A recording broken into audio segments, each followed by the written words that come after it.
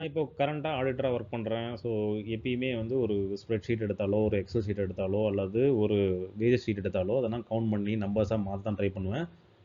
So, இங்கேயும் அப்படிதான். So, நம்ப ஒரு திடீர்னு ஒரு முடிவு எடுக்கிறோம் அப்படின்னா, அதுக்கு என்ன நம்பர்ஸ் பின்னாடி இருக்குன்றத பார்ப்போம். ஸோ, அந்த நம்பர்ஸ தான் உங்களுக்கு நான் சொல்லி தர போறேன். ஒரு கம்பெனி உங்களுக்கு ஆஃபர் குடுக்குது, அல்லது நீங்க இன்னொரு கம்பெனியில ஆஃபர் வச்சிருக்கீங்க. பிளஸ் வந்து நீங்க இப்ப கரண்ட்டா இருக்கிற கம்பெனிக்கும் என்ன டிஃபரன்ஸ் இருக்கிறது எப்படின்றத பார்க்கலாம். அதுக்கு முன்னாடி நெட் அ என்ன சேலரி உங்களுக்கு கிடைக்க போகுது, காம்பன்சேஷன் உங்களுக்கு கிடைக்க போகுதுன்றத எப்படி கண்டுபிடிக்கிறது அப்படின்னா, ஒரு பேஸ் சேலரி, அப்புறம் பேஸ் சேலரின்றது ஒரு கிராஸ் சேலரியா நீங்க எடுத்துக்கங்க. அதுக்கப்புறம் என்ன போனஸ் ஆக்சுவலா நம்ப குடுப்பாங்க அப்படின்றத தெரிஞ்சுக்கங்க. மேபி 20% உங்களுக்கு ஆஃபர் லெட்டர்ல குடுத்துருக்கலாம். மேபி அது ஆக்சுவலா என்ன போனஸ்ன்றத நீங்க கேட்டு தெரிஞ்சாவே சொல்லிருவாங்க. ஏன்னா, நான் ப்ரீவியஸ் கம்பெனியில எனக்கு போனஸ் வந்து 20% மட்டும் ஆஃபர்ல போட்டிருந்தாங்க. அதுக்கப்புறம் தான் செக் பண்ணேன். மினிமம் வந்து 8.33 இருந்து தான் கிடைக்கும் அப்படின்றத. நீங்க 8.33ன்றத ஃபிக்ஸ் பண்ணிக்கங்க. அதுக்கப்புறம் ஈக்விட்டி ஸ்டாக்ன்னு ஏதாவது இருக்கான்றத பாருங்க. இது அமேசான்ல குடுத்தாங்க. அதனால நான் அத மென்ஷன் பண்ணியிருக்கேன். அப்புறம் எம்ப்ளாயரோட பிஎஃப் கான்ட்ரிபியூஷன்.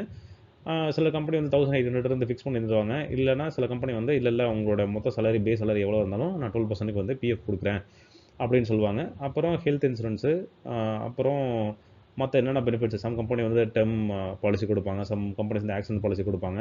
இதெல்லாம் ஆக்சுவலா ஒரு பிரீமியமா இந்த வருஷத்துக்கு எவ்வளோ இது செலவாகும் அப்படின்றது எல்லாத்தையும் காமெண்ட்ஸ்ல ஆட் பண்ணிக்கங்க. அதுக்கப்புறம் முக்கியமா வந்து இது ரெடியூஸ் பண்ற காஸ்ட்ஸ் இருக்கு. அதாவது ரீலொகேஷன் காஸ்ட் எவ்வளோ வரும்? ரீலொகேஷன் காஸ்ட்னா, நீங்க ஒரு டைம் அங்க போயி, உங்க வீட்டையே ஷிஃப்ட் பண்ணி இங்க கொண்டு போய் வைக்கிறதுக்கும், அல்லது ஒரு பிஜியோ, ரூம் ரென்ட்டோ குடுக்குறோம் அப்படின்னா, மாசம் எவ்வளோ செலவாகும்? வருஷம் எவ்வளோ செலவாகும்? ஏன்னா, திரும்பி நீங்க ஊருக்கு வந்துட்டு போவீங்க. அந்த செலவு நீங்க எடுத்துக்கலாம்.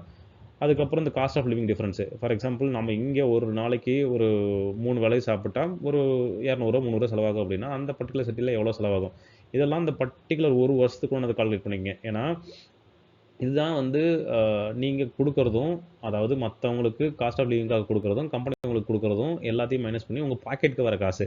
ஸோ, அந்த பாக்கெட்க்கு வர காச கால்குலேட் பண்ணி வைக்கிறதுன்றது இப்படிதான்.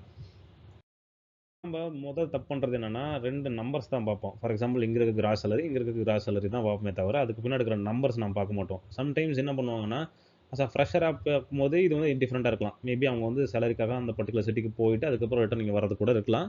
பட் ஆனா, இந்த நம்பர்ஸா மேட்ச் பண்ணிட்டு, ஆக்சுவலா இது நமக்கு இத விட கம்மி சேலரி தான். ஆனா, குரோத்க்காக நம்ம அங்க போறோம் அப்படின்ற எல்லாத்தையும் முன்னாடியே ஃபிக்ஸ் பண்ணிக்கிறதுன்றது ரொம்ப நல்லது. ஆனா, நம்ப என்ன பண்ணுவோம் அப்டின்னா, அந்த நம்பர்ஸ மட்டும் பார்த்துட்டு அங்க போய் சிட்டிக்கு போம்போது, என்னப்பா நெட் சேலரி நமக்கு அக்கவுண்ட்ல கிரெடிட் ஆகுது. ஆனா, அ யூசுவலா நம்ப அந்த கம்பெனில இருக்கும்போது ஒரு சேவிங்ஸ் நம்ம பண்ணியிருப்போம். அந்த சேவிங்ஸ் கூட கம்மியா தான் நம்ம பண்ண முடியுது அப்டின்ற எல்லாத்தையும் அங்க போயிட்டு தெரிஞ்சுக்கக்கூடாது. இங்கேயே தெரிஞ்சுக்கணும்.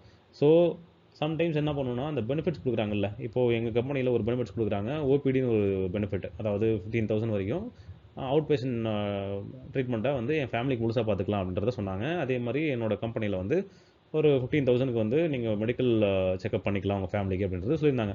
ஸோ இதெல்லாம் கால்குலேட் பண்ணும்போது என்னோட அமேசான் ஆஃபரோட எச்சா வந்துச்சு. ஸோ இதெல்லாம் ஒரு ரியல் எக்ஸாம்பிள். உங்களோட பெனிஃபிட்ஸ்ன்றது ரியல் நம்பர்ஸ். அந்த பெனிஃபிட்ஸ் ஆட் பண்ணி ரியல் நம்பரா நீங்க பார்க்கும்போது தான் எது பெஸ்ட்ன்றது உங்களுக்கு தெரியும். மேபி இதுல ஒரு கன்ஃப்யூஷன் இருந்துச்சுன்னா, இங்க இருக்கிற ஏஐ ப்ராம்ப்ட்ட வச்சு கூட நீங்க எது பெஸ்ட்ன்றத கண்டுபிடிச்சுக்கலாம்.